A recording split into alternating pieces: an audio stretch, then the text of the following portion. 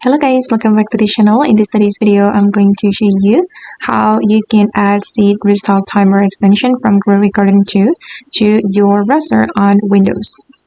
Okay, first of all guys, you're going to open up Growing Garden Discord server to get this extension link, this one, and then you're going to select the link and it will bring you to your browser.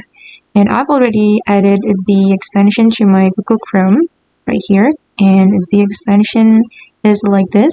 When you tap on the extension, it will show you Seed Restock, and it will be so helpful guys to track the result.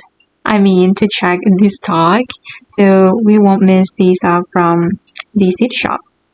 So you can also get the next stock information, next restock in 1 minute.